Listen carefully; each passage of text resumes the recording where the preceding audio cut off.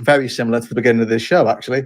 Lots of disruption in terms of getting things in place and getting that strong start. So I'd say a lot of trainees and also people that have been teaching this year and last year don't feel as prepared as what they should be to be leading from the front in the classroom, and are hoping for a strong start in September that we can sort of wipe the slate clean and start again.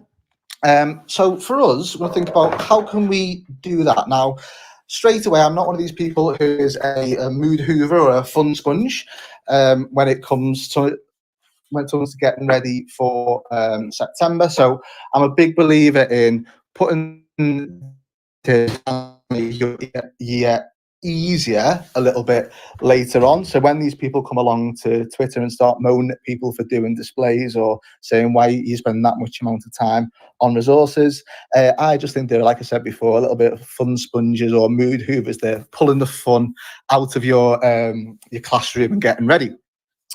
So before we start then, I want to think about how can you best get yourself ready for moving forward. And I'd say make sure that you visit the school, and visit the school as much as possible, particularly if you've recently been training, or even if you're in that school anyway. It's always good to actually spend some time away from your class and say, with the head of the department, can I just have some time with you just to go over stuff? Because it has been obviously a really busy year or year and a half, I would say.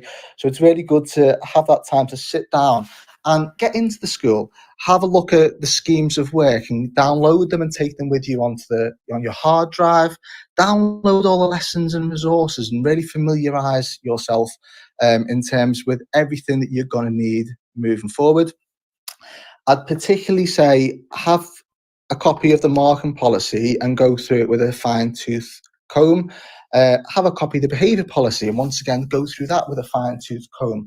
One of the ways that you will often fall foul once you've started a school is if your marking is not meeting the policy, or there's behaviour issues in your classroom and it can be seen that you aren't actually following the behaviour policy. So it's perfectly fine to have behaviour in classrooms. It's very common when it comes to teachers of any experience, whether you're brand new or whether you're just starting a new role. But it's really important to make sure that you are following that behaviour policy. As long as you can show that you're following that policy, then there shouldn't really be any particular issues. I would say have a decent amount of time speaking to your head of department about the students that are in your class once you've got your class list, and try and put your seating plans in place ahead of time.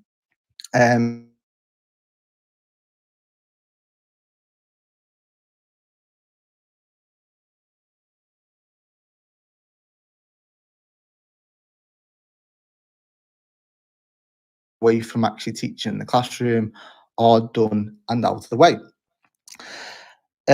Really focus on SEND guidance as well. So lots of schools might have an individual plan for students with SEND, but really look at those students in your class and say, how can I adapt the lessons ahead of time to try and ensure those students are best supported in my lessons, rather than being reactionary and wait for issues to occur and then move backwards and try and support them from there. In terms of things like displays, try and get those sorted once again ahead of time. If you ever see any of the pictures I put on Twitter, I'm a big believer in the joy of a classroom. Your classroom should be your space. And I think this year is a big opportunity for you to reclaim that space. With students have been moved around from classroom to classroom and teachers been moving around from classroom to classroom, that idea of ownership in lots of areas actually been lost. And as I've been visiting a few schools recently, they're starting to look a little bit tatty, those classrooms, because no one's taking ownership of them, no one's loving them. And for us, we need to make sure that we love our classrooms, because we put those expectations into our room. You look really nice, you've taken care of the classrooms. A lot of the times students will then come in and say that because the classroom is looking nice, you're putting those expectations there of my classroom is a tidy space, then those expectations can then be held high throughout the year. Or just steal Laura's displays, as we will discuss in a second. Then as we move forward in terms of displays, having a really nice, well-presented room sets the environment for what you expect in your classroom. So a high level of presentation, and a room that should be respected. I'd also say in terms of your resources, let's try and get all the resources that are fiddly, all the things you do on placements, for example, things like car sorts and laminated car sorts that you do for your classroom, as enjoyable as they are, take an absolute lifetime to try and organize. So let's try and get all those resources in place beforehand. So then you're not chasing around onto printers and hunting for laminators during the school year. You can really focus on what's going on in your classroom. And another big thing I would say is really try and focus on getting your equipment ready as well. So get onto your head of department. How many glue sticks you need? Have you got coloured pens? Have you got enough scissors? Try and get a bulk order in the beginning of the year to really try and get yourself organised. You're not running out of equipment. You're not running into other people's classrooms a little bit later on. As anyone who's ever taught with me before knows that I am quite precious when it comes to any sort of equipment. I make sure that I've got a really good supply of glue sticks and everything else. They are treated as my babies, for example. So I'm very precious about glue sticks, very precious about all that equipment, but making sure that all those things are in place before you start in September, that you're not scrabbling around later on to try and get them in place. Quick question, let's have a look. Would you avoid having displays on walls at the front of the class, or walls behind when you would stand and teach? For me, I think when I first started teaching, there was a massive push on active displays and using working walls all over the place. And I'd say 10 years ago, you would have things like opinion lines going across walls for every single class, lots of information on there, and it was overkill in terms of displays. When it comes to my classroom, I always try and focus on this idea of, yes, students' work should be presented. I always make sure that there's a area for showing what a good one looks like when it comes to students' work, but not to overload that information. My displays mainly focus around information that's really important for student support. So it focuses on things like command words and model answers in terms of how to structure students' answers. Currently got a big focus on developing wider reading. So I've got a couple of examples of wider reading sheets that I've made, and then the students then do wider reading homeworks as a project for one half term to develop their wider knowledge and wider understanding. So I would say when you walk into a classroom, it shouldn't be minimal, in my opinion anyway. It shouldn't be minimal, but it should be interesting to look at. It should feel like you own that space. And I think if you don't actually have your own classroom, it's important to bring a little bit of your own personality to the classroom that you are teaching in. And one of the best things I saw actually is that there was a lady in a previous school that I taught in, and she was almost like a Sherpa, the way she had to move from classroom to classroom. And she was part-time as well, which was even worse. She had to carry pull this little luggage bag with her everywhere she went. And as a geography teacher, she'd basically decorated her own little luggage bag that she was going around with all information of like buttons thinking I love geography and things like that, building her personality into that bag. But then she'd also tried to get in a couple of different classrooms a little display board as well, where she'd focused that one display on particularly the structure for that subject, because she was saying that when it comes to structure, students need to have something to constantly refer to, which is easier to do if you've got your own classroom. But she was able to try and sneak a few display boards into a couple of different classrooms that she taught in, but really focus those displays on this is how you structure answer to get into the higher marks. So all those sort of ideas, I would say, try and get those done before you start in September. Particularly if it's your first year teaching, try and make sure your displays are done. You've got your schemes of work, all the lessons and resources have been downloaded. Really focus on that, reclaim the space. And I think for this September, it's going to be so much more important than what it's been any other year. Because like I said before, the classrooms have essentially been abandoned. No individual teachers own the classroom, or students have been moving from place to place. And it's about one student start in September right, we've got our ownership back of our classrooms again. This is my classroom, this is my domain, this is how you behave, this is what I expect.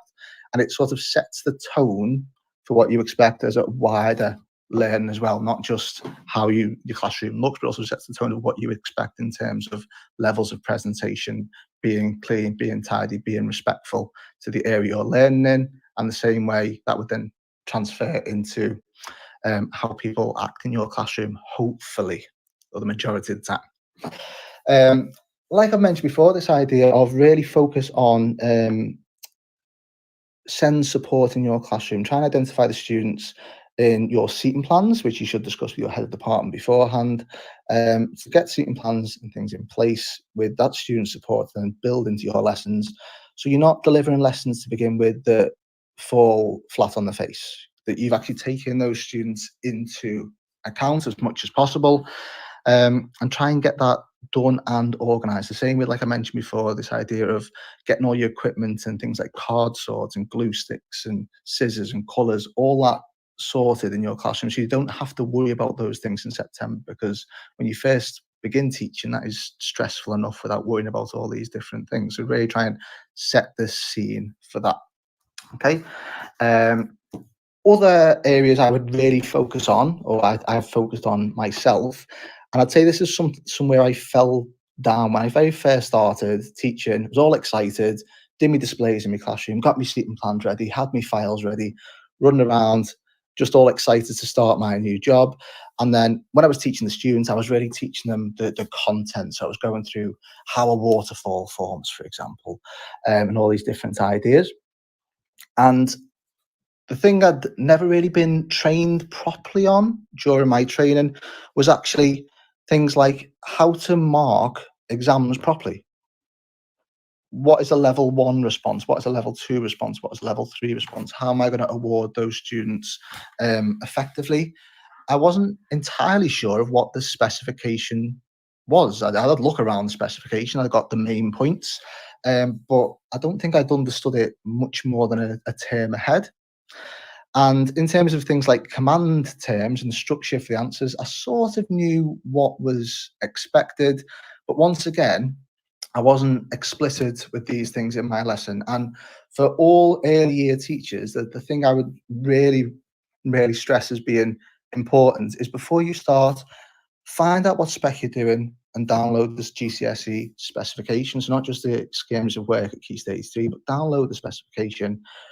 Really look at the past papers and really look at the mark schemes and look at how those marks are allocated. If you understand exactly how those marks are allocated, you'll know the best way to teach your students, and then really focus on the command words and the structures to facilitate that learning. For me, that was something that didn't come in, I would say, until 2 or 3 years into my teaching, and you'd see the development of those students really progress in a really short amount of time, because you were telling them exactly how to get those marks rather than just standing there with a grin on your face, and trying to deliver enjoyable lessons and be everyone's friend, which I think as me as an early careers teacher, when I very first started, that was something that one of the mistakes that I made. I just went in, wanted to be students' best mate, wanted to deliver all these lessons that were really enjoyable and win favour with the students, rather than focusing massively on this is how you get the best grades possible. So I'd say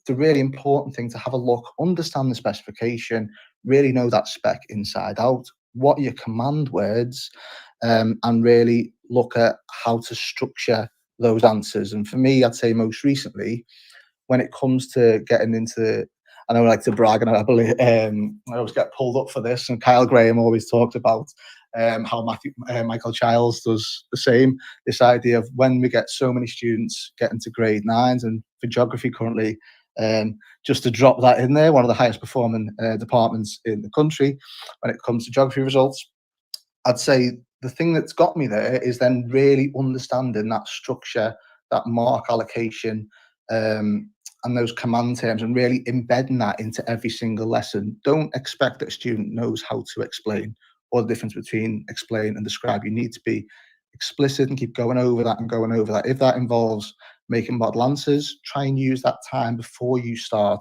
in September to really try and get those things in place when you've got the most time possible. Because once you start teaching 6 lessons a day, your ability to then start putting model answers together, you start to run a little bit out of time. Okay. Then we're going to look at a few more ideas before Laura's going to pop in and share her ideas as well, share some of her top tips. You can either agree with me or disagree with me along the way. But what I would really say is have an emergency drawer. All these things are great, but get yourself an emergency drawer ready for when you start in September. By emergency drawer, I'm talking chocolates, I'm talking paracetamol, I'm talking absolutely everything you could possibly need. Spare ties, deodorant, spare tights, not for me, but for example, but maybe Farhan or anyone else. But make sure you've got all those things that you're going to need, all those odd bits and pieces that you may need along the way. It's 2021. That's absolutely fine. Laura, so try and make sure that you've got all those things that you need ahead of time. They're always useful, and having that chocolate drawer is always and that chocolate drawer is always really quite useful as well in terms of supporting your colleagues as well, because everyone has a bad day and everyone likes to be that little bit of extra support to support your colleagues along the way. And you'll always find that you're making friends much faster if you're the person in school with the chocolate drawer.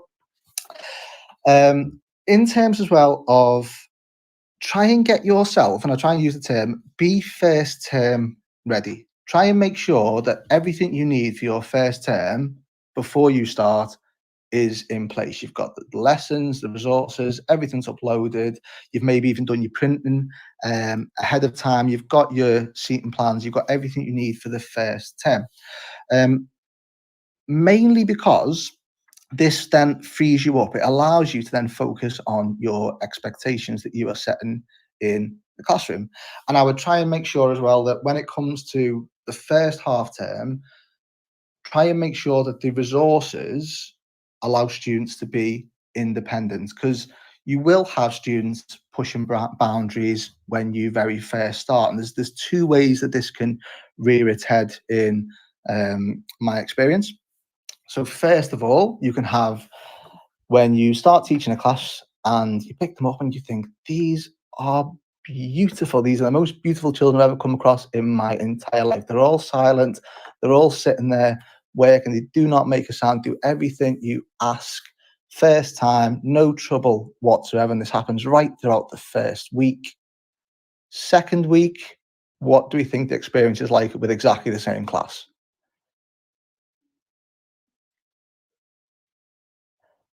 Absolutely dire. Okay, from my experience, you'll have some classes that will lull you into a false sense of security. They'll be the most best behaved, wonderful children you have ever come across, and they're basically just measuring you up. And the mistake a lot of teachers will make there is that honeymoon period, exactly that honeymoon period. It was where you're getting, oh, these children are great. You start then lowering your high expectations, where you started really quite strict, and this is what I want, and these are the boundaries I am setting out. And you think, oh, I've been a little bit harsh here. These students are the nicest students I've ever come across. But it's actually really important to keep those expectations there, even during that honeymoon period, because the second the students have measured you up, they will start pushing the boundaries. So to make sure that you don't fall into that pit, because it's very difficult once you've lowered those boundaries to try and get them back up there again. It's much more of a struggle. Or the other way you will have it is when you walk through the door and the students are sitting there and they look at you and go, fresh meat. This guy, this woman hasn't got a clue who the other teachers are. They don't know our names. We could sit wherever we like. Let's have a little bit of fun. Let's push these boundaries. It's very important as well to follow exactly the same process. Have those boundaries there and really follow through with repeating, this is what I expect, and really following through with that behaviour policy that you mentioned before, those rewards and sanctions, which is really important that you follow really quite rigorously, particularly as an early years teacher. Try and think about this as it's the policy that is punishing students. It's not actually you, because if it becomes a case of it's always the teacher who is putting those sanctions in place, then that can lead to more of a personal disagreement with those students, because they think it's you telling them off all the time, and it becomes something personal. Whereas if you're using the policy to reprimand those students and really put those sanctions in place, and just keep reminding them, well, the policy says you've got a demerit 1, or the policy says you've got a demerit 2, and really remove yourself from, you're not the person who's sanctioned the child, it's their behaviour that is being sanctioned by that behaviour policy. And it's really important. But also what that does is that then brings in this idea of, it's not the severity of the sanction, it's the certainty of it. You are following the policy. The students can't work backwards and earn them off. Do not do that. Say I've behaved for the last 10 minutes, can I earn them off? Do not do it, because what you will then end up with is every lesson students will push it for the first 20 minutes, half an hour, and then be good as gold for the last 20 minutes. And you're just going to end up losing a lot of learning time with that. So it puts you in a sticky situation if you've let someone else off, and then you go follow through with a sanction with another student, and they say, well, actually, you let that other student off, this isn't fair. So really try and make sure that, 1, you follow the policy, 2, don't go down the road of saying, oh, it's all right, you've behaved the last couple of minutes, we'll try and earn that off, because it does not work over time. Definitely does not work over time. What I'd also say is a good way of following this up, particularly when you first start, is that you'll forget which students you've give rewards to and which students you've give sanctions to. And the second the students sense this idea that you are not being consistent, then once again, they'll start to push it. So it's very important to try and think of methods to support that. So what I tend to do is 2 things. First of all, if you give students a sanction, make sure you note that down. I tend to have a nice little template on my desk where I just write it down and make sure that I then follow that up later on. The other thing I've done is, what I've pre-printed in September, is a load of little reward slips. And all it does in the reward slips is say the number of achievement points that have been given. And during the lesson, I'll just go over, if students doing particularly well, I will give them the reward slip. They write the name on the reward slip and the reason why they've been given the reward, and they'll go and pop it in your rewards box in the corner of your classroom. The power of that is that students feel really empowered and really seen that they're being rewarded for the positive work they are doing, but also you as the teacher are not forgetting which students you are rewarding. There's nothing worse than sitting there as a student and being given 5 achievement points or 10 achievement points, or I'm going to ring home tonight because you've done so well, and you're telling your parents, and then it not then being followed up. And a lot of the time it's that organisation ahead of time that can really support that.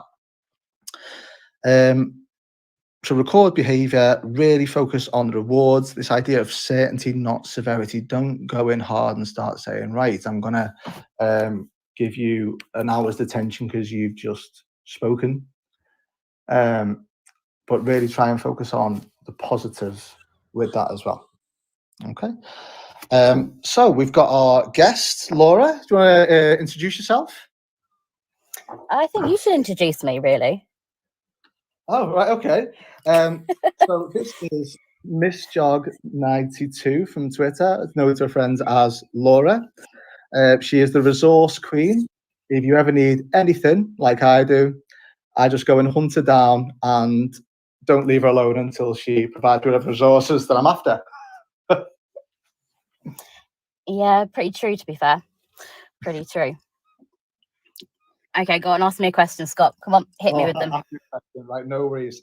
So, in terms of your teaching career so far, what are going to be the top tips that you would share with our listeners in terms of providing them a strong start for September? I think it's the age-old one that I rolled my eyes at when I first kind of qualified for my PGCE, is when people say, don't work over summer. And it kind of contradicts what you said earlier. I think definitely before the summer's out, you need to contact your department, speak to your head of department and get everything you possibly can. But I know from my own experience, I worked all of the summer and I prepared all of these lessons.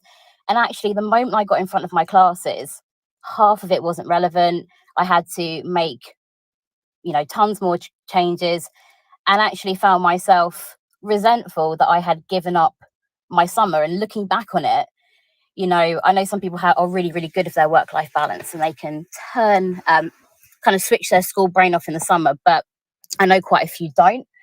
And now, you know, I'm in my third year or fourth year if you can include my PGCE, and I look back on that summer before I started my NQT role and wish that I had just enjoyed that long summer. I think in terms of having a really strong start is I made sure I was 2 weeks ahead of the game. So I sat down with my head of department, who was outgoing at that time. I arrived in my NQT school without a head of department, so I'm in a slightly different position than the examples you've given. And I went through my class lists and got their advice. Now it's really, you got to be really careful if you were to do that to an ECT in September, because your personal bias could come through on that.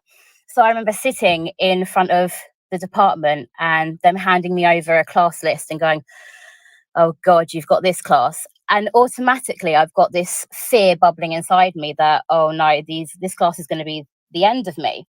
And in reality, when it came to September, you had your challenges. But I think there is a risk of scaring the new teachers. So I think you have to be really, really impartial. I did my displays over summer. I think when I wanted to become a teacher for years and years and years, and the first thing I wanted to do was to have my own classroom. It was always kind of my first big goal. I wanted to go in and do the displays, and I know that displays are hugely contested, but I really want to put my stamp on my classroom. And for anyone who you know follows me, they see that I go quite extra, and I don't think you need to do that. But I think definitely, as you said, making your classroom your own space is really, really important. So do you think, I know you mentioned before about this idea that you planned quite a lot over summer before you got ready. Do you think it was more a case of you'd planned in the wrong areas, or do you think you'd not been given enough guidance beforehand in terms of supporting to plan the right things? Is that what made you feel a little bit like you'd over planned for September? I think the reality is that when you're in your PGCE, you get taught to teach a certain way, and that's molded by your placement schools. That's molded by the course provider, whether you're a PGCE, a skit, whatever. So from my experience, and I bring it back to geography because it's all I know. My PGCE course was really inquiry based and discovery learning and all of that. And I came into a school that was very Rosenshine principle, very instructional teaching. And I found myself having to learn on the job a completely different style of teaching. And so I think in that regards, I had overplanned for a type of teaching that really didn't suit the caliber of kids that I was serving. I think there's definitely benefit in looking at subject knowledge and working on subject knowledge. When I started with 2 year 11 classes as an NQT, and that's, I guess it's not the norm, but my big anxiety was around, do I know the specification? Do I know the content? Am I going to be the right teacher for these kids? They're in their last year. You know, they're going to look at me in September and think, this girl's gonna get us our grades. Who is she? And I think something that it took me a long time to learn, it's what I tell my NQTs now, is that those kids are so much better for having you in front of them, regardless of how much experience you've got. And I think that's something you've got to remember as well, is that yes, you're new in the game and you're not expected to ask to know everything. So really to ask for help. I messaged my department probably a few dozen times over the summer asking random questions, and there's really no harm in doing that as long as they're okay in responding. So I know you just mentioned there as well about understanding the specification and the command terms, and a little bit about how marks are allocated in terms of, similar to what I'd mentioned before. For you, what were the best ways of actually developing that experience and developing that confidence with structure and command terminology to support the students? I think it's ultimately asking for help. I think there's this big stigma that people have in lots of professions where, they start a job and they want to keep their head down and look like they can just do everything perfect the first time.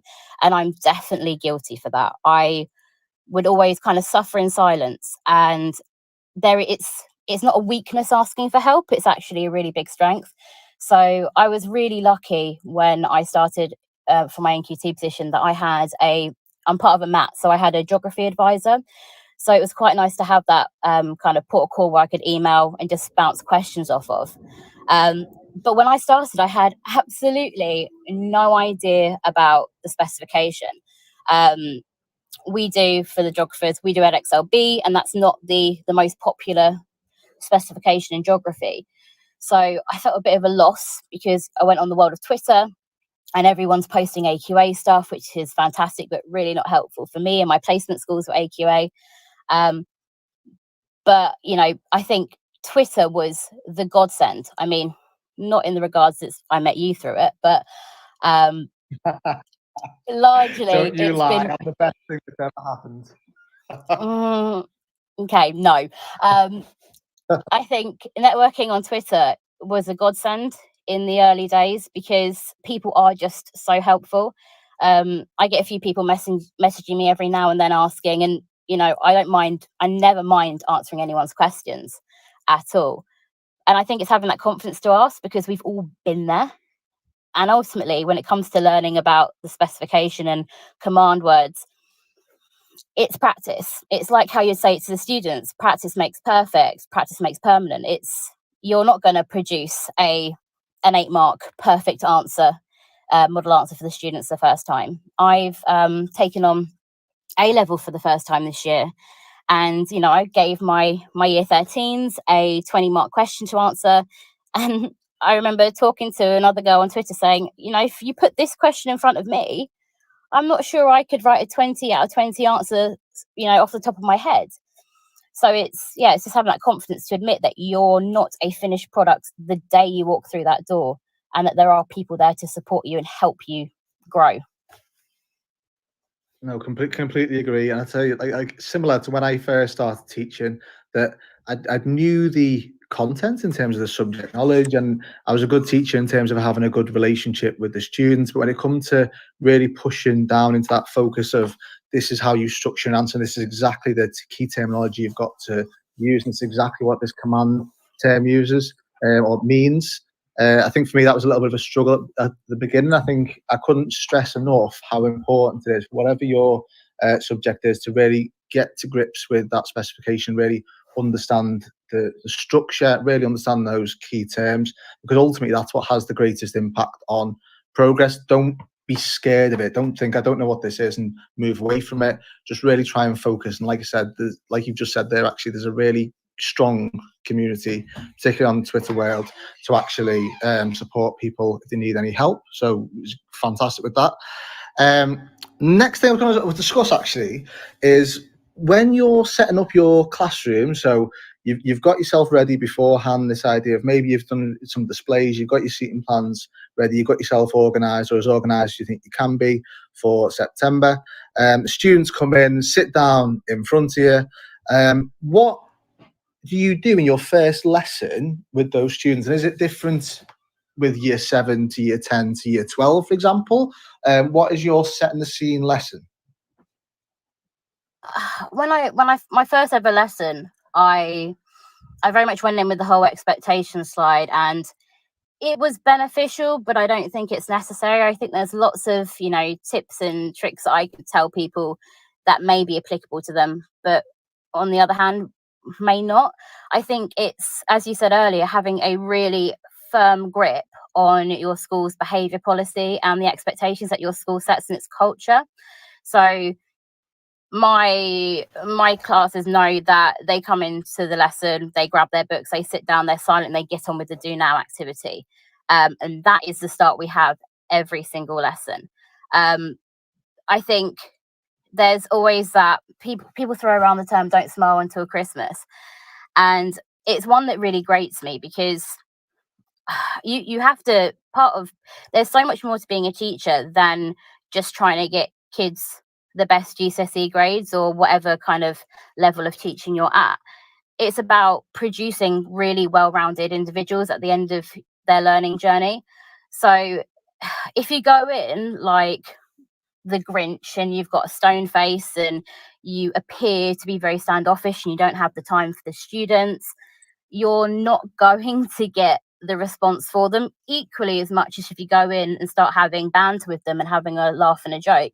You're not going to get the best out of them. So it's remaining really, really black and white with behaviour policy. So you can release the reins, but you can't. It's very difficult to kind of bring them back in. And with the NQTs in my department this year, they've actually been excellent with being very black and white with the behaviour policy in my school. Whereas that was something I really, really struggled with. I fell into this trap of wanting to be, their friend, and it's something that I had to work a long time to get back. And actually, still to this day, with certain individuals, still find that quite difficult because I've kind of built that reputation that I'm having to shake off. So in our school, for instance, you have a warning, and then if you or do another offence, I guess it is, you're sent out of the classroom. You go to a room. It's not isolation, it's not booths, for the rest of the day. And it's got to be really, really black and white. Yeah, I completely agree. And like I said before, I think one of the strongest things for me has been actually when it comes to that sanctions, really focus on it's the behaviour policy that is sanctioning that child's behaviour. It's not you're not sanctioning the child. So it's not like a direct thing between the teacher and the child. It's the teacher is using the behaviour policy to sanction the behaviour of that child and really try and remove the fact of it's behaviour that's being sanctioned and it's behaviour policy that's sanctioning that behaviour. It's not the teacher, because then that a lot of the time that really helps actually build up those relationships weirdly by sanctioning a student, because it's the policy that's sanctioning them, but then a lot of the time it's the teacher that's then focused on the rewards. You're the one that's doing the phone calls home and laying it on thick of how strong a student's been doing. I can't stress that enough, particularly for early years teachers, to really follow the behaviour policy to the letter, but really try and build that relationship in a positive way with those students. That doesn't mean completely ignoring the behaviour policy. That means following it quite stringently, but doing it in a way where the policy is reprimanding the child's behaviour. It's not actually the teacher. I think that has a massive impact. I mentioned before as well about this idea of, in terms of my experience of when I first started teaching at classes, the sort of two experiences when I've either moved school, when I very first started teaching, is I've either got this lulled into a false sense of security, that honeymoon period, as Farhan mentioned before, where students just behave absolutely perfectly and you think, oh, these children are absolutely golden. You start to think, well, I don't need to be as strict or as robust in terms of structure with those students. And then the following week or the week after, they know exactly, they've got the measure of you, and they start pushing boundaries, and it's too hard to try and put those boundaries back in, so it becomes more of a struggle. Or you have those classes where you walk in and it's like fresh meat to a shark. The students are there ready to test you in every way they can, just to try and make sure that you are got to not walk out the school, essentially. This idea that you're going to try and reinforce that behaviour, you're not going to be a pushover. So what's your experience in terms of that sort of idea of how students respond in class, and how should you behave consistently in a way that no matter how the class responds, you're really going to have the same outcome? I think behaviour is an interesting one, because you can definitely build your skill set up with behaviour, but it doesn't mean that you're working towards being completely bulletproof with kids' behaviours. I've had a class who are in year 8 now. I've had them all throughout year 7, had them in year 8, and prior to the recent lockdown, they were angelic. Since the first lesson I had them, they were putty in my hands. Now the behavior has shifted, and you could build up a really good relationship with a class. You can be very, very consistent, and then they can have their off days and you can have your off days, and it's not to think in those moments that you're a failure. I saw something on Twitter the other day about, I think even you retweeted it, to be fair, where schools start questioning you when you have put kids in isolation or given them detentions or whatnot. And the bigger the number of sanctions you've given, it's questioned as if you can't manage your class, when it is actually the opposite. You are following that behaviour policy. It's not that you can't necessarily manage your class. You are keeping those high expectations. I definitely had the honeymoon period in my NQT year, and I kind of, after the first week, I was like, wow, I've heard lots of things about, the school I work in. These kids are incredible. Or, someone in my department has branded this class as a very difficult class, and they've been brilliant for me. Or why is this class really difficult for me but brilliant for the history teacher or the science teacher? It's a constant journey. Teaching is not a destination, it's a continuous journey. So I think it's, you have a bad lesson. Okay, why did you have a bad lesson? Was it the whole 60 minutes, or was it one incident that lasted 1 minute that you're now fixating on? What were the other lessons like? Something I did at the recommendation of my NQT mentor was to get a notebook, and at the end of every day, write down three positive things that happened to me on that day in my classes. Did a student who usually doesn't participate put their hand up and answer a question? Did I manage to deliver the explanation of a concept that I've struggled with for ages? And it shifted my mindset away of the negative behavior, because it is just a small snapshot of your day or your week. So it's definitely more about focusing on the positives. I think you have to be very careful with rewarding students, that it doesn't undermine your school's behaviour and awards policy. So we have achievement points as well. And I've, since, my NQT year, I introduced Geographer of the Week. So every week in every class, I give a student a postcard, write them a note, say why I think they've been brilliant, and I match that with a positive phone call home. And it's quite nice for me as well to leave school every day after making a positive phone call.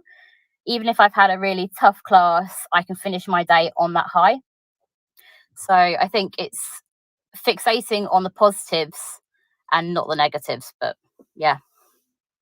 Yeah, no, definitely. I would say, particularly if you've had a student that's been acting up, or students have said something and you've had this one incident during the day, that seems to override absolutely everything else. And I think us as teachers, we need to dissociate ourselves a little bit with those negative experiences and just go, well, actually, they happen. I want to really focus on the positive, which is happening in the classroom. So if you've had a bad lesson, pick yourself up and put on, say, your next show, because us as teachers are performers. We are performing the next show to the next class, and really don't bring that negative energy into that next class, because it's not their fault that this issue might have happened. It might even be your fault, or the student's fault, maybe something completely external, and we haven't really got time to dig around into the causes of it during the lesson.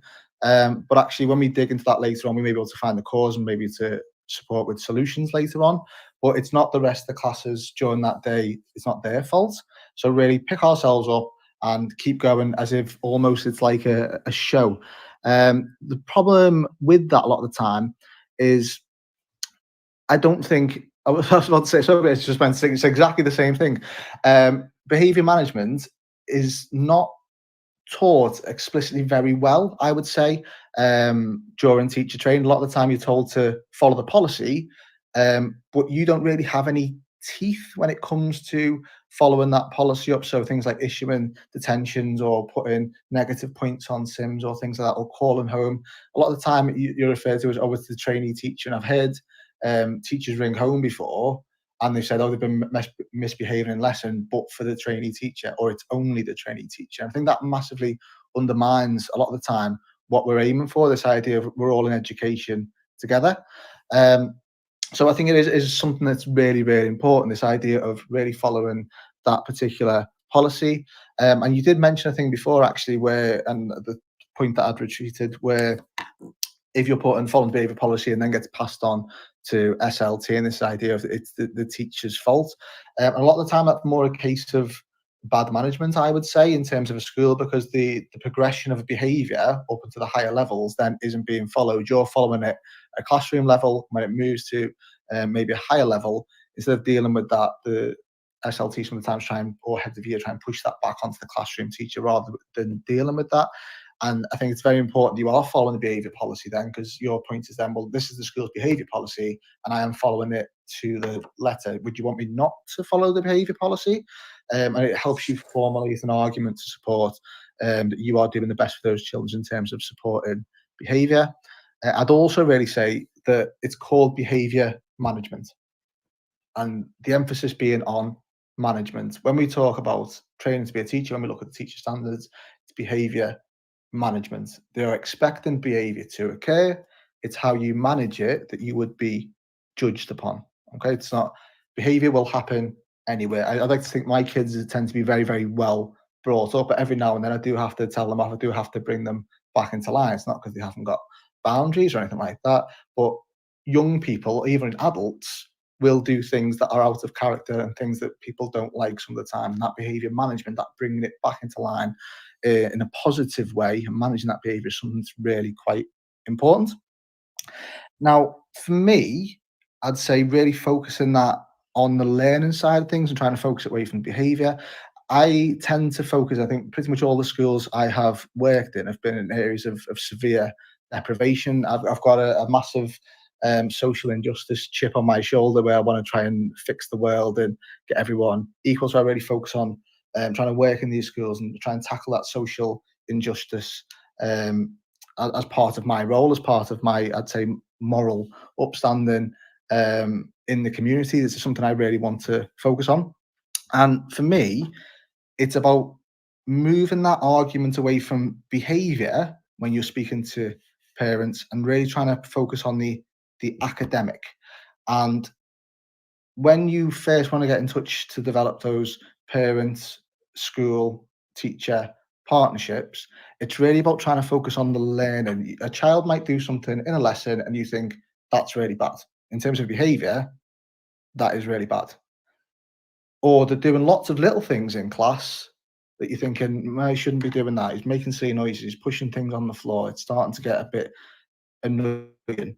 As a parent, if someone rings home and goes to me, I'm ringing home because your child he keeps like disrupting. What's he doing? Well, he keeps like tapping his pen, and I'm thinking, what? Or he pushed the pen onto the, or he was speaking to his friend. In a classroom situation, they seem like quite big issues, particularly if they are persistent or seem like they're being done on purpose. But as a parent, listen to that at the other end. If you've been in work all day and you're worried about your child doing well at school and you're getting this phone call home and you're saying, I'm not very happy with your child because he's been tapping a pen, you're not going to really get a massive amount of buy-in from that parent. In fact, actually, it might cause a bit of a rift between yourself and the parent. And then if the parent starts saying, oh, that teacher's ringing home, he's doing this, he said this, you haven't really done anything, then that relationship starts to break down. So for me, a way of trying to really focus on developing that relationship early on is I focus on marking, which I know sounds like a really weird way to do it, but it's something that's worked really quite effectively for me, is that what I'll do is in the first week, I'll make sure that all the books are taken in and marked. And in the second week, I'll make sure all the books are taken in and marked. That might not be the school's marking policy, but what I'll do there is that feedback of, oh, you've not done enough work in your book, you need to go back and do this. And for all the students that have done the work to a good standard, I'm making sure that I'm ringing home straight away in those first 2 weeks. I just wanted to ring home and say, I've marked Adam's piece of work to a really good standard. He's done this, he's done that, he's done whatever. You're not talking about the behaviour, you're talking about the academic progress. And then same with the students in class. Oh, he's done really well, he's done this. This is celebrate the structure, how the answer is supported. And the students that haven't done as well, because it may be because of behaviour, they may have been distracted, they may even be sitting there tapping the pen. But actually, if you've given that feedback of, well, your work's not good enough, that focuses on the academic, which then a lot of time helps students be brought in, rather than your first phone call home being a negative in terms of focusing on behaviour. If it could be the student hasn't fixed the work, could be a phone call and go, hi, Adam's just not completed some of his work today, so I was a little bit concerned about his progress. I've given him lots of feedback and sent him with his book home. Are you okay to support him with completing that work and making sure he gets it finished? That conversation then really becomes developmental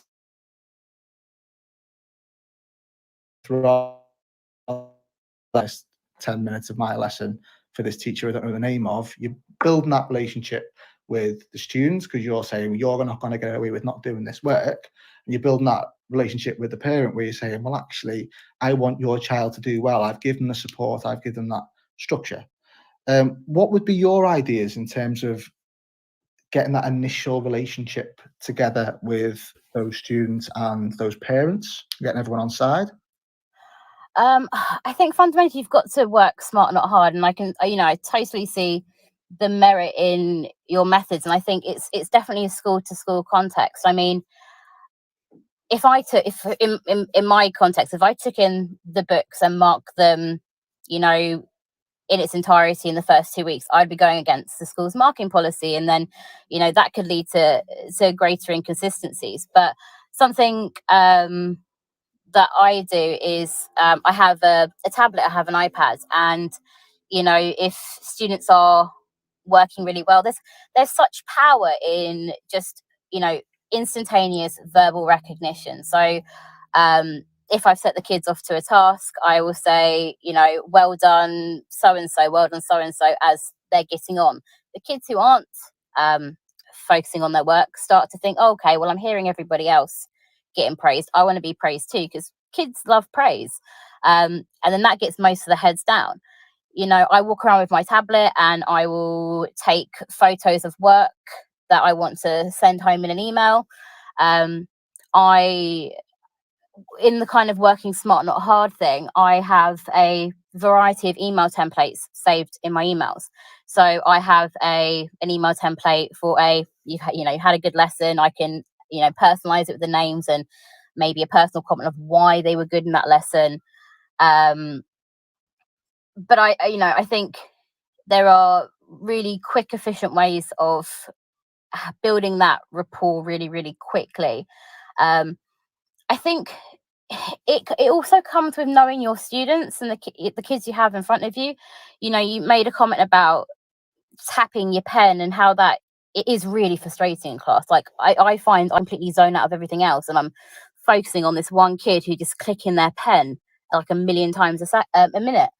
But there's in a lot of these behaviors, there's a lot of context behind it, and I think in the lesson you forget that. You forget that this kid may be exhibiting these behaviors because of this. And it's really worth, and it's something that I was actually quite poor on in my NQT year, was making use of all the information the school provides on the students. So if they're year sevens, lots of schools will have transition information from their primary schools about the students. Speak to the SEN department. The kid may not be on their radar, but perhaps should be. Go and look at the kid in another subject. In my NQT year, had a class I found, tricky, and I couldn't seem to crack them, even though every other class seemed to be falling in line and I was doing the exact same things. So I went and visited them in every lesson that they had together. I went into maths, I went into science, into history, into English. And actually, they look at me standing at the back of the room like, oh, she's here to see how we're doing. And it's actually then really nice when they come back into my lesson to go, so-and-so, you were absolutely fantastic in maths. Like, couldn't have answered that question myself, but hats off to you for doing that. And I think it's that recognition. The kids are just more than the kids in your class.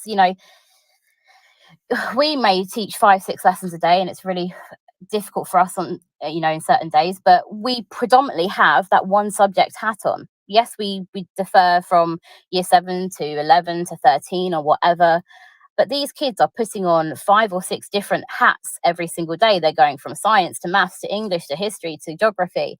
And, there probably is, as in most schools, those inconsistencies in behaviours.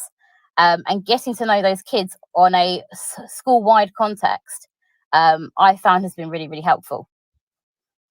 Yeah, and I can completely agree with that as well. The first school I taught in, actually, when I first was told about getting to know the students, and you know as well as anyone that knows me, I cannot stand football. I don't see the point in it. I don't find why people find it interesting.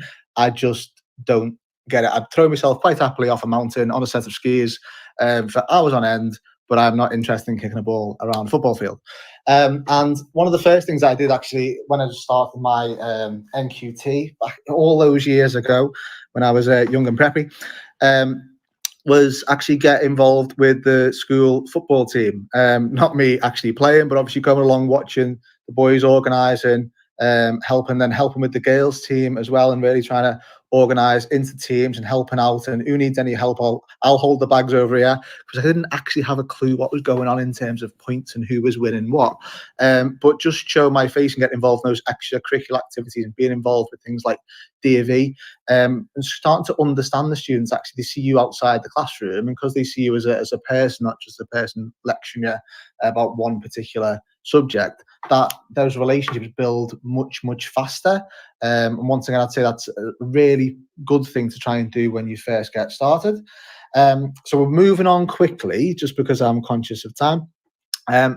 And what I want to speak about now is we spoke about getting ready for your classroom, getting ready in terms of your lessons and your resources, and getting your seating plans in place, and trying to set those expectations ready for the beginning of the year and trying to maintain them throughout the year as well. But one of the roles actually is any new teacher is generally involved in that doesn't seem to get the magnitude of support, I would say, in terms of when you first start teaching, is your pastoral role, being a form teacher or being a tutor, which most people who start in school will be. And for me, I think actually it's an area that's a massive loss some of the time, because it's not done properly, and it can actually have a big impact on your classroom teaching. So for me, I would say that when you first start a tutor role, it's important not to just do that thing of, it's like free time, it's chill time, let students just have a quick chat, put your feet up, let's have a little bit of a gossip, and let's not be very focused. Because I'd say that once you're doing that with a class and you're having that laid back approach, and there isn't really any sort of boundaries in place, that information will spread really quickly around school. So I've just got this new teacher on my timetable. I don't see him till Friday. This Mr. Pughsley guy, he teaches me geography. Oh, he's my new form teacher.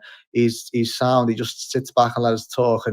And you get these embellished stories, don't you, where students are like, oh, he let us eat in class, and he brings toast in for us, and all these like developments in terms of what actually happened. And that then links to the classroom, because the students come in thinking, well, they already know you, they can mess around, they can be quite laid back, because they've heard it from their older brother or older sister, or they've heard it from a friend. So it can have a big impact actually on your in-class lessons. So as a form teacher, what do you think are the most important parts of the role, and how do you think that you've done that in a way that has the greatest positive impact for the students? I think being a form tutor is definitely something that's a huge loss for teacher training. I didn't have any guidance from the university in terms of being a form tutor, and really I didn't have much experience in my placements. I kind of just shadowed in both of my placements. I think I'm really fortunate to work in a school that has quite a well-structured tutor program, so we kind of maintain that level of high expectation in tutor time as well. But at the end of the day, this whole idea of loco parentis is really important and shouldn't be overseen as a form tutor. You are the teacher, unless you kind of teach a core subject, who is going to see these kids most frequently in a week, and perhaps you're going to see these kids more than their actual parents because of working situations and whatnot. So I always draw back when I talk about my form tutor experience. I've had when I first started, we were vertical tutoring, so I had kids from year 7 up to 11 in my tutor group, and that was really interesting, but I found quite difficult to pitch to kids who were, fresh out of primary school and were quite mentally immature in regards to how to act in a secondary school, to year 11 kids who had, one foot out the door already and just wanted to go on to their next chapter. And we switched to horizontal tutoring the year after. And, I had this one individual in my tutor group who's a complete pickle, quite high profile in the school. And for him, and I've done it to quite a few of my tutees, it's showing interest once again in the kind of wider context in school. So this individual had a bit of an issue of finding his classroom on time and staying with his bum on the seat for the whole lesson. So on my PPAs, not every single one of them, but quite a few at the beginning, he would walk into the lesson and he would find me sitting in his seat. I spoke to the teacher, said, do you mind if I just pop in to make sure so and so is arrived? And for the first couple of lessons, you get the eye roll and like, oh God, why are you here? But then began to actually quite like it, and it became a bit of a competition between us both of who could arrive to the classroom first. And before I knew it, it'd become habitual for him to be in his lesson on time. And then it kind of progressed to look at the work I'm actually achieving, which was a huge kind of step forward. I think once again, the communication with parents is key. Different schools have different kind of setups of how they do things. Some have parents' evenings where you just talk to your subject teachers. Some schools have the ability for a tutor to have conversations with parents in that kind of setting. That's something that we've been doing at our school, and it's building that relationship with the parents as well. So I think lockdown really helped with that. I remember when we first went into lockdown, one of my tasks was to just make sure all the kids were okay with the uncertainty of what was about to happen. Some parents were dismissive, and because they were trying to get their head around the prospect of having their kid at home and how to juggle their education with that. And some were, really interested in how they best could support. And I have my tutors' parents emailing me saying, so and so's coming, got up this morning a little bit anxious. Can you just keep an eye? And if I have a free lesson, I may walk past their English classroom and just pop my head in, and it's just them knowing that I'm looking out for them as well. So yeah, I just think once again it's kind of being present. I think that's half the battle in a pastoral role, is making the kids aware that you are there and you are approachable, and there is very much an open door policy. But being a tutor is definitely one of my favorite roles of being a teacher, and it wasn't one that I necessarily got into teaching thinking would be one of my favorite things.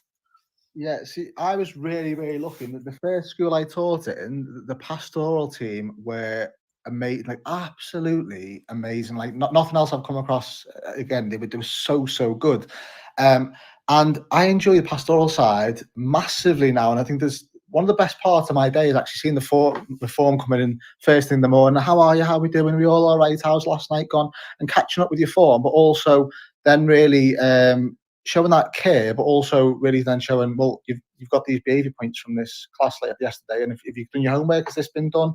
Why have you not got your mask on, for example? And I find actually the role of a form teacher, you're sort of half mother hen and half terminator. So for me, I will often be like this really caring, and I do genuinely massively care about my form, and I call them my kids, and I've always actually called, no matter what form it's been, my kids, because I do see them as I've got a massive, this idea of like local parents before, this massive responsibility to care for those students across all their subjects, to really make sure that they are okay pastorally, make sure their needs are being met. But also actually the same way I am as a father, that if they're not toeing the line, if they're doing something wrong, I'll be straight chasing them around, being following them up on that behaviour and really holding them to account for their behaviour as well. Not because I'm head of year, I'm really strict. It's because actually I care and I want them to do well. And it's really about developing that role in that way of, I want you to be the best you can be. Because a lot of the time, students, we perceive that most teachers come from fairly affluent backgrounds or well-off backgrounds. We come from a lot of the time stable homes. And when we don't realise some of the backgrounds that our students are coming from, we don't some of the time recognise that the challenges they are facing. And a lot of the time, the biggest thing a student needs is a champion. And the role of a form teacher is one of the greatest ways that you can do that, because not only can you sing their praises from the top of the rooftops, you can also really hold them to account to say, actually, you can do better for me and you can do better for you, and really build that relationship. So for me, I'd say it's very important to have that structure in form. Today we are doing this. If you always have that thing where Something will be put on the program and it'll be like, oh, it's going to last all the form, and form's half an hour, it's finished in 7 minutes. But make sure students have got the reading book and they get the reading books out. Use that as an opportunity to, one, make sure obviously they're silent reading, two, have those conversations with students, make sure they are okay. If they learn all the subjects and they're getting lots of achievement points, make a point of ringing home about it. If they're not doing as well, and you can see it's across subjects, then same again, make a point of ringing home about it. You are the main link between home, that student, and school. And it's a really, really important role that I think a lot of the time is really undervalued. So one of the things I also do as well is in terms of a PowerPoint, I have a PowerPoint with a slide for each day. And on the PowerPoint slide, when they come in, students' notices are there. So if anything's happened, everyone's had behaviour points or positive points, they're all on that slide for me. They should be silent reading. It tells them they should be silent reading. So it's really clear and really structured, which allows you to free yourself up and then really go into the pastoral side of asking if students are okay. And if something's happened in a lesson, go and speak to them about it. I know this happened yesterday. Why has that happened? Can you tell me a little bit more about it? Anything we can do to help? Has anyone not got a pen? Oh, there you go. I'm just going to slide you a pen. Lots of school policies say things like, don't give a child a pen. If a child's, in my opinion, if a child's getting in trouble for not having a pen, I will just give them one. Strangely, because I think actually a lot of the time the challenges outside the school may be much greater, and a lot of the time school can be a safe place for some of the students, and it's really to try and help facilitate that as best as possible, in my opinion. Right, so we've covered an awful lot, an absolute awful lot in terms of getting ready before we start in September. Once you start in September, how to set those expectations in place and trying to support some ideas in terms of moving forward. I know we've mentioned this idea of quality first teaching and looking at sending and supporting students with different strategies. My show, not next week, the week after, is really going to go into a lot of detail looking at quality first teaching strategies and go into a lot of detail in methods of differentiation to support different types of SEND. That should be really useful if anyone wants to tune in. I'd also say as well, before you start, make sure you allocate time to have a really good rest. Yes, I think it's great to get all these things in place before you start, but I'd say for at least a week, if not 2 weeks before you start in September, do absolutely nothing. Once you start, it becomes really exhausting really, really quickly, and trying to spin lots of plates. Make sure you get a good rest before you start. And one of the other things I'd really say is get yourself a hobby. It sounds like we haven't got a life, but particularly try and get a hobby in place that's got some exercise involved, whether it's going to like a Pilates class, or whether it's going to Taibo, or it's going to karate class, for example, or whether it's going to the gym, or whether it's going to swimming. You will find that you'll take on lots and lots of pressure. Teaching, by anyone's mean, is a highly pressured job. And one of the first things that we tend to do when the pressure starts building up and the workload starts to build up is we start to reduce the time we spend on ourselves. And it's important to remember, to be an effective teacher, some of the times you've got to put yourself first. Okay? You've got to make sure that you are healthy, that you've got that work-life balance, so that you can deal with some of those wider issues. There's nothing worse than when you first start teaching, you become really overwhelmed, or allow yourself to become really overwhelmed, and you get dragged down. It's very hard to make it then through the rest of the year. So really recognize that you need to build in you time to really focus on you, and time to forget about some of the negatives in terms of moving forward, and really try and remember that positive focus, not only for the students in your class, also building those staff relationships, and really try and focus on that relationship you have with the students in your form. I can't stress enough that pastoral role is so important. So that's bringing us close to the end of our little chit chat about everything to getting ready for start in September. Laura, have you got anything else to add that you think might be a parting shot in terms of moving forward for September, your pail of wisdom? I think there's just, some really trivial tips that I found really useful. And I by no means can claim credit for probably 99% of them, but are ones that I've definitely picked up on Twitter. So one that I found really useful is when it comes to getting your classes ready. Each class set of books has a different coloured dot on them. So if a book goes astray away from the class, you can easily put it back in the class.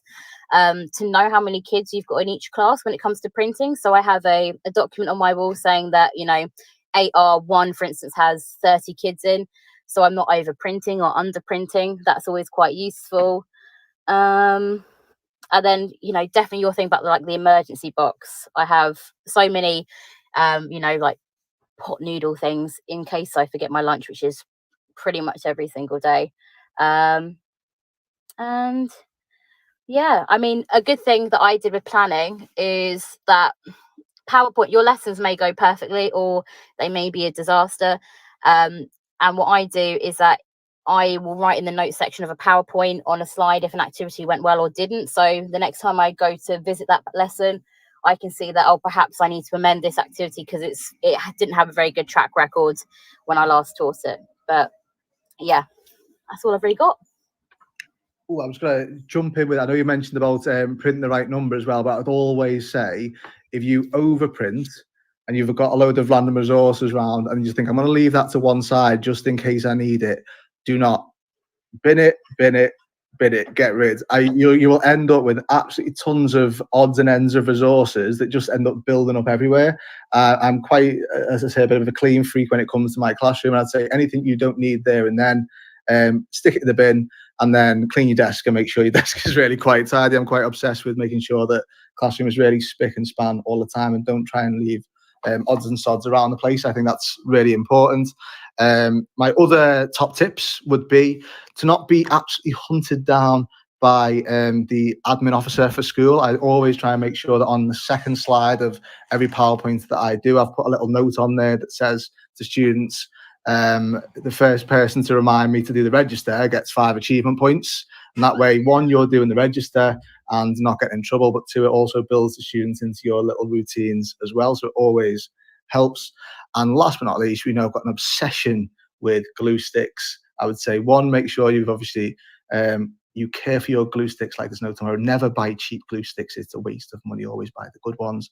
And then always keep the spare lids just in case you lose them. There's nothing more upsetting than a brand new glue stick without a lid. That is my top tips, I would say, for teaching just to finish. So it's been an absolute pleasure as always. Laura, thank you very much for coming on and sharing your experiences and your ideas. Yeah, go on, sorry. Thank you. I was going to say thank you. No worries. Thank you very much. Very welcome. Sorry you missed the first couple of 10 minutes of the show. I can assure you it was absolutely amazing. It's the best I've ever done. But you'll just have to wait until next week. So thank you very much for joining, and I will see you next week. Goodbye.